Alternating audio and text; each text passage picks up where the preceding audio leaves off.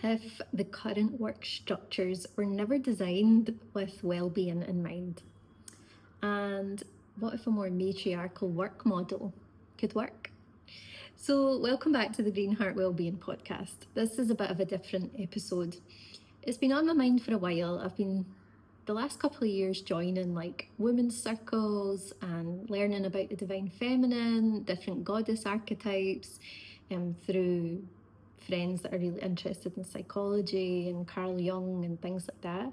So I've been reading a lot more. And obviously, like having worked in education, especially down the lower years, the workforce within education, particularly primary, is predominantly female.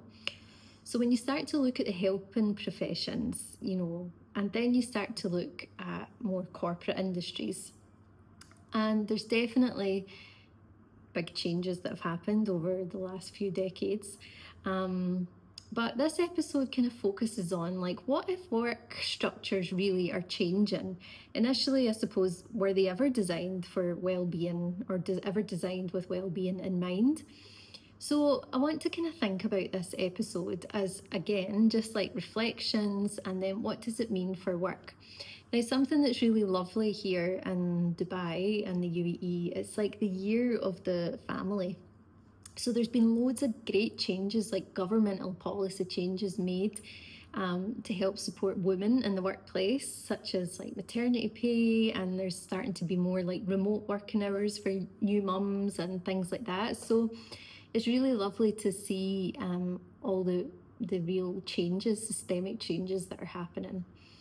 So when I think about what it means maybe in my own work for Green Heart Wellbeing, or the industries that I'm starting to work with within corporate industries and also obviously education, I'm like, what does it mean to me, and what does a matriarchal type of work look like?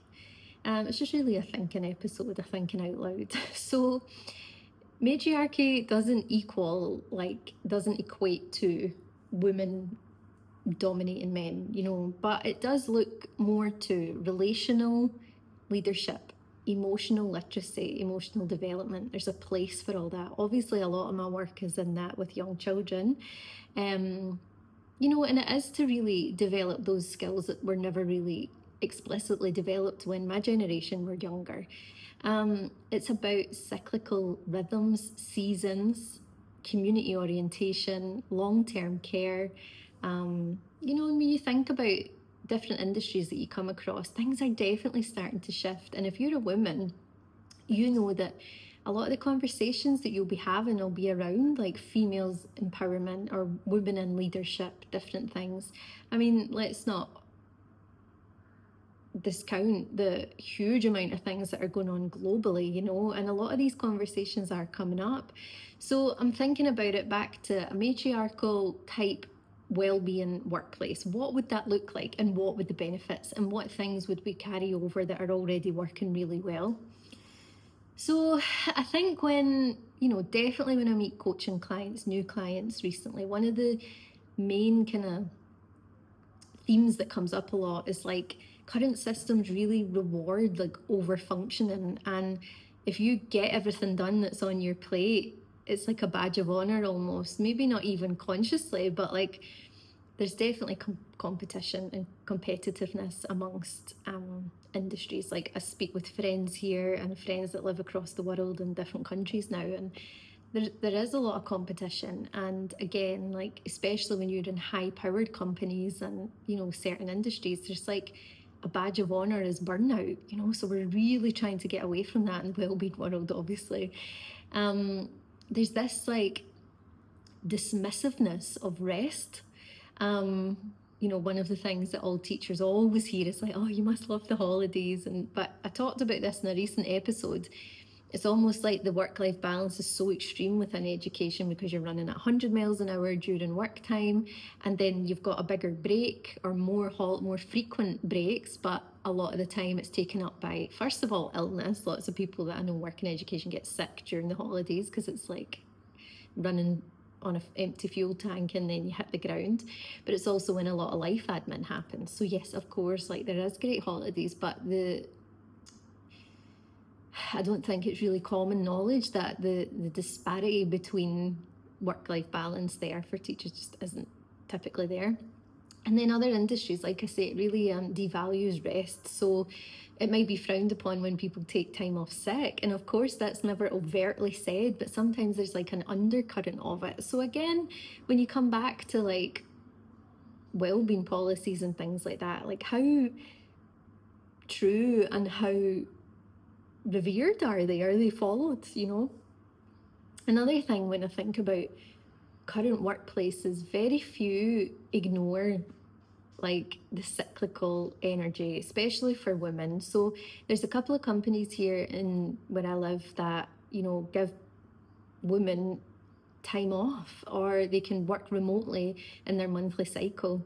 And for some people that is so valued because it can be so difficult. Like every woman's cycle is different, but some friends that I have, you know, really struggle, and it's like you just still have to go in and go to work and pretend that it's not happening. But I mean, the more that we're learning medically, you know, more and more companies are starting to take that on board. So I really think it's so forward thinking when I come across companies that let women choose when to work remotely and things like that. And it works so well, like productivity does not decrease. Like that's the wild thing.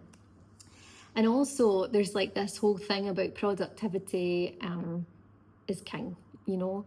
But again, how much research goes behind the old way of productivity is king, you know. And it's like now, I suppose we've got so much more research, like during COVID, for lots of people, productivity maintained or increased when people were working from home, stuff like that.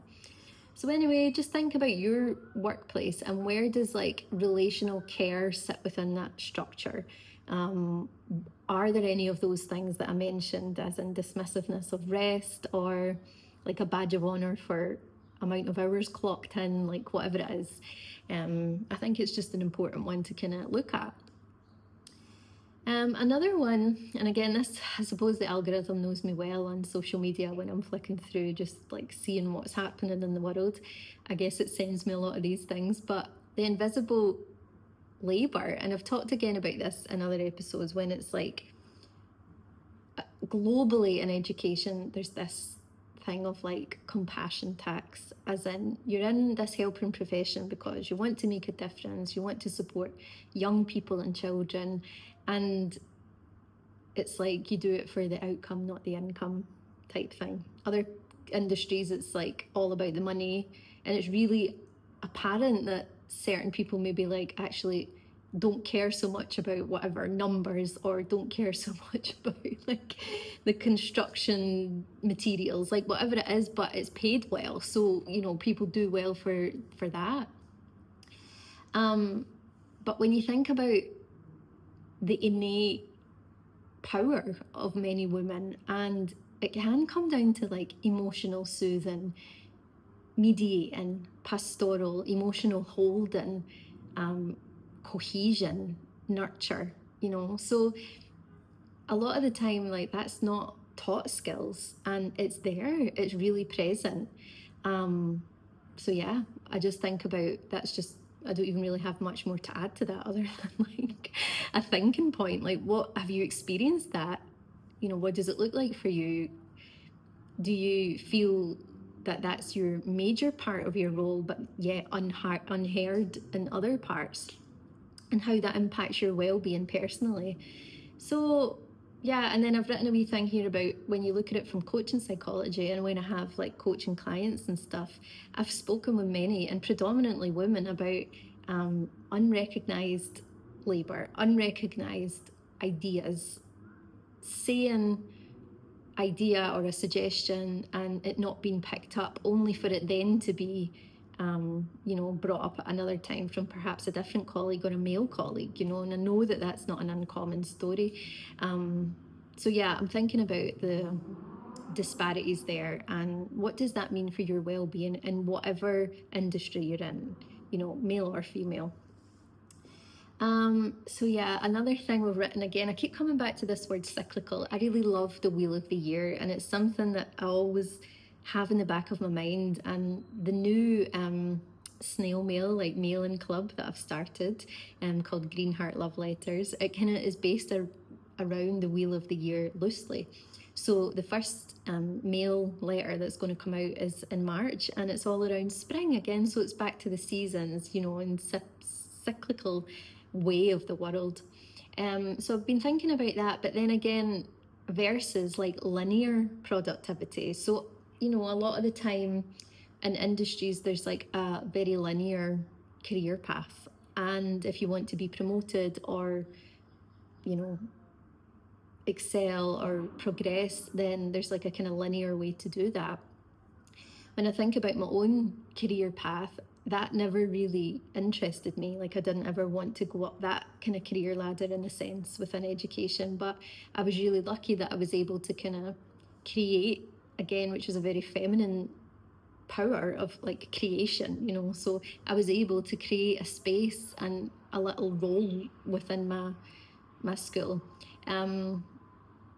So for me, that's kind of still cyclical, as in like then I joined a different industry, then I created my own company. So I really felt the benefits for that, like for my own well-being as well. So when you think about like energy is cyclical, humans are seasonal, even when we think about adversity and joy and life, like it goes up and down and round, like it's never linear. I'm pretty sure many of you listening, similar to myself, I imagine how you think life's going to go and different things, but mine definitely wasn't linear, and all the best plans ever laid like never worked out the way that I thought they were gonna. So I think when we come back to kind of maybe more the patriarchal sense of like workplace, it is that steady upward growth, or consistency and constant availability. But then when you think about even how, when we all, again during pandemic, like how everything moved online, there was this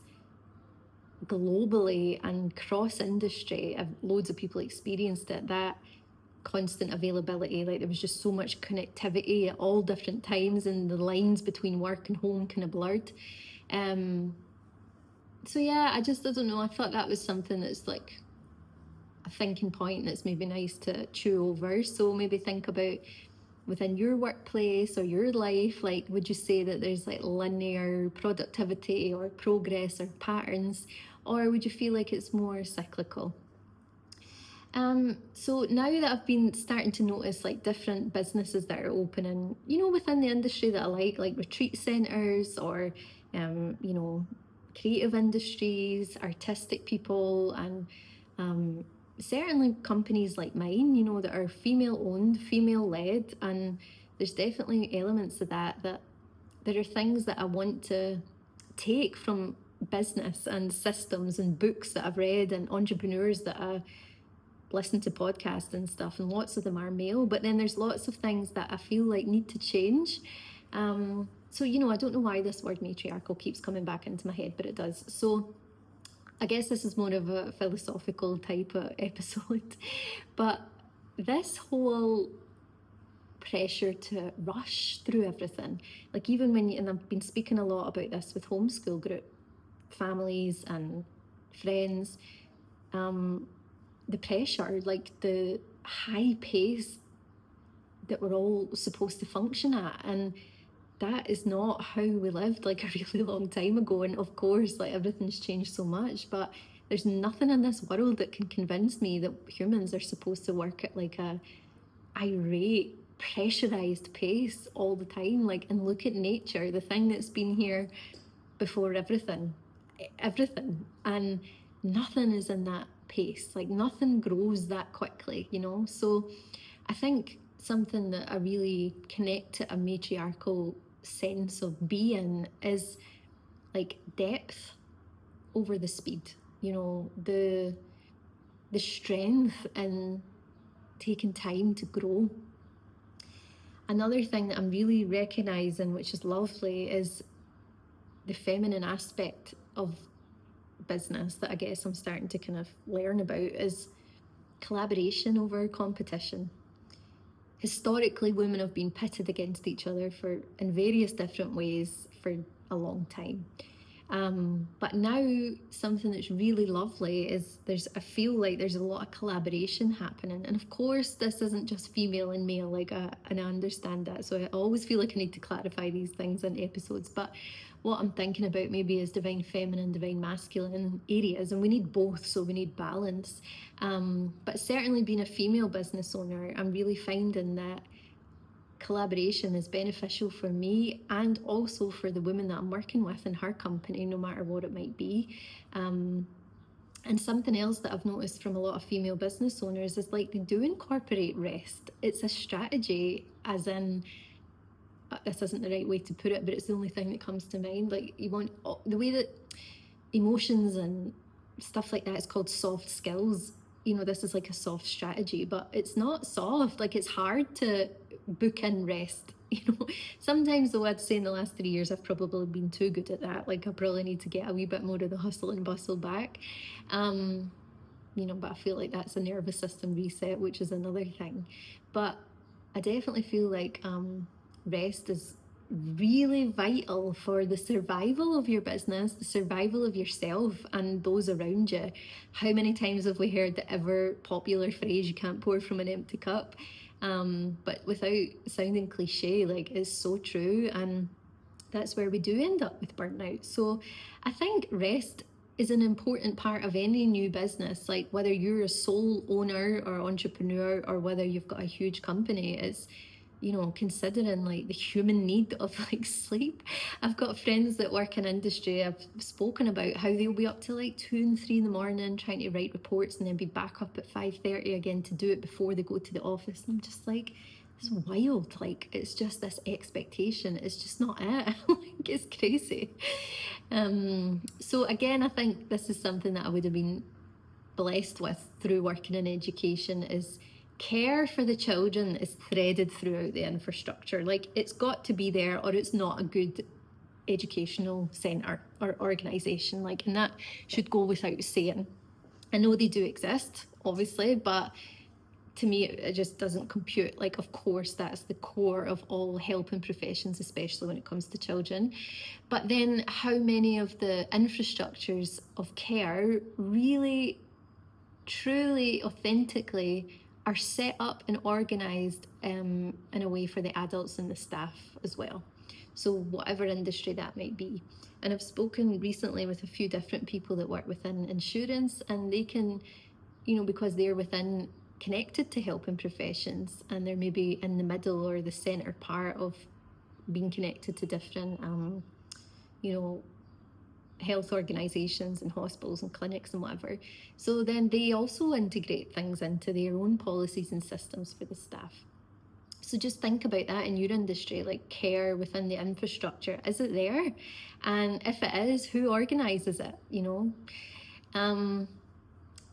And emotional literacy is a leadership skill. So I always talk about emotional literacy in the Emo Beans, my children's books. The first one was the Emo Beans and the Feelings. And again, the whole thing was for tiny people to begin articulating their emotions, because then if they become comfortable with that and there's no taboo or, they're not keeping anything in, it can only stand them in good stead as they grow as a person. So I definitely think that great leaders really are emotionally articulate. They've got emotional intelligence, social intelligence. So I think that's a real leadership skill. And I feel like when I think about my own journey in a linear or progressive pathway, I wasn't a leader, but I would say that I am a leader when it comes to the soft skills, which are now no longer referred to as soft, Okay, so I guess the invitation for this episode mostly is to just ponder about the things that are going on in the world, the difference between historically matriarchal and patriarchal systems. Like, what does it look like in your workplace? What is the well-being? Who are the well-being leaders within your workplace? What does the care look like? What does your workplace reward most?